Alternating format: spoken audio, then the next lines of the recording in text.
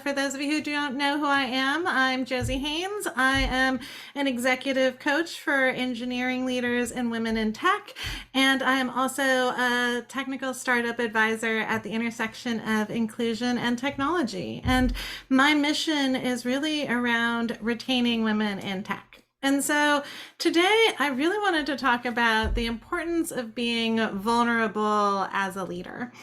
And, this is a topic that's near and dear to my heart as, I've been trying to become a more authentic and more vulnerable leader. And I was reading a couple books in the last couple of weeks that really ended up inspiring this conversation. So I was reading Daring Greatly by Brene Brown, which is an amazing book around vulnerability and shame. And then I was reading Go For Now. And so a lot of the tips and advice that I'm going to give come from either those or some other insights. So, first, let's dig into, why vulnerability is so important and how, as leaders, can we be vulnerable in effective ways.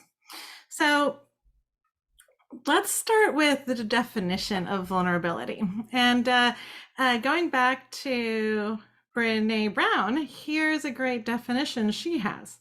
It says, vulnerability is the emotion that we experience during times of uncertainty, risk, and emotional exposure. And there's some leadership myths that make us avoid vulnerability. One is that leaders should always be a strong figure and only show confidence. One is that leaders don't show emotion. And another myth is that you shouldn't ask for help because it's a sign of weakness. However, ultimately, these are all myths. Being vulnerable will actually help you connect more with your team, and they're going to have them consider you more authentic. So that'll help with psychological safety and lead to actually a higher performing team because they're going to be willing to talk to you when problems come up. And so ultimately, vulnerability is the key to courage and bravery. And so vulnerability is also a great way for how to build collaboration, trust, and connection. And so I'm curious, for those of you who are tuning in today, do you think if your employees have a problem or a challenge, no matter potentially how embarrassing it can be, are they going to talk to you about it? Are they going to feel comfortable doing so? And are you modeling that vulnerability for them? And so those are some things to think about, because ultimately your vulnerability can increase your employee engagement and get them to be more engaged. Like I said, it can also lead to greater productivity because somebody is much more likely to be willing to bring up a potential issue if they don't think they're going to be, beaten up about it. And so again, this ties back to performance. And like I commented on earlier, it also increases psychological safety by allowing folks from different backgrounds to truly feel heard. If you create a space of no judgment when people are vulnerable, then you'll get the value out of the diverse talent that you may have hired. So often, and I talked about this when I talked about inclusive meetings a couple lives ago, but we're not always using our talent most effectively because we're not actually letting them share their diverse perspectives because we're not creating a safe space to do so. And so this, again, is how vulnerability is tied to high performance. And obviously, especially as a leader, it's important to be effective when you're being vulnerable because you don't want to be oversharing. So here's 6 tips on how to be effectively vulnerable. The first is setting some boundaries, right? Again, this is not about emotionally vomiting how you're feeling. It's about providing them the right context that's needed in a work setting. So, hey, maybe something awful happened in your personal life and you can't fully show up for your team.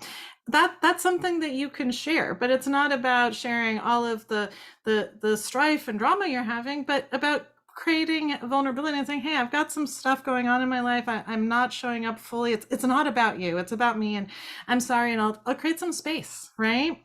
The second tip is listen more, right? Active listening is actually a form of vulnerability because you're not in control when somebody else is speaking. And so you're letting your team share more, and that's letting them be vulnerable. Another way to be vulnerable is for asking for help. Again, asking for help is not a sign of weakness. It's actually clarity that you understand your workload. And again, others are going to end up being more comfortable and asking for help when they need it if you're willing to ask for it. The next is let's practice being vulnerable, right? Like I said, there's really is a fine line between oversharing and vulnerability. However, this is something we can practice in a safe space. So, do you have peers or friends that you could practice being vulnerable with and giving each other feedback on it? The next one is self-awareness. And again, this isn't that you have to share everything. It's actually instead having a greater awareness of how you're thinking and feeling so you can share it appropriately. And finally, I wouldn't end up talking about vulnerability without talking about empathy. And as I always say, empathy is one of the crucial aspects to being an inclusive, high-performing leader. And it is tied to vulnerability because truly being able to understand somebody else's emotions and express it back to them helps being vulnerable. And one thing to note for everybody who's listening is vulnerability and shame, which can be very closely tied to vulnerability, can show up differently in both men and women. And I did want to take a moment to talk about this because, going back to some of those leader stereotypes I mentioned earlier, men especially are held to those stereotypes sometimes of needing to be strong and not being vulnerable. And then women are actually judged with conflicting messages about being nice, but not too nice, about being ambitious, but not being intimidating. Let's be assertive, but don't be bossy, right? And so there's a real backlash here as well for women, right? A recent report came out, and it's been going on for 5 years, and they look globally at how people think about leaders. And the statement, you are very comfortable with a female leader as the CEO of a major corporation, has actually dropped from 54 to 47% in the last 5 years. So, and this is despite the fact that research shows that women actually score higher than men in a lot of leadership skills. And so, as a woman, it can be hard to feel vulnerable. And so, this is one of the reasons why step 4 is practice being vulnerable, getting some of that feedback, right? And, one of the ways that we can be vulnerable is by saying no. And so one of the things that I've been really thinking a lot about is how do you set no goals? And what do I mean by that, right? So usually we set normal achievement focused goals, right? Like I want to get 5 sales this week. But what if instead you actually flipped that around? And ultimately saying no is a form of vulnerability because it means that you're getting aligned with your true values and you're willing to push back on things that are not aligned with where you truly want to be spending your time. And so how do no goals actually lead to greater success? Well, again, going back to that sales example, let's say you said, I want to get 5 sales yeses today. Well, let's say you had a great week and you started and you got those 5 yeses, you might actually slow down the rest of the week. But if instead you were tracking your 5 nos, you might actually think, oh, wait, I'm actually behind if I got 5 yeses. Let me continue going. And so you can actually get to greater success by going for no. And so, again, I think I mentioned this book at the beginning. It is called Go for Now, and it was an hour and a half on Audible. So I'm honestly, and it's a really interesting and short read, and it's written as a story. So I highly recommend, pop that in your your Audible list. And it really talks about the fact that instead of hating the word no and running away from failure, let's learn to love it.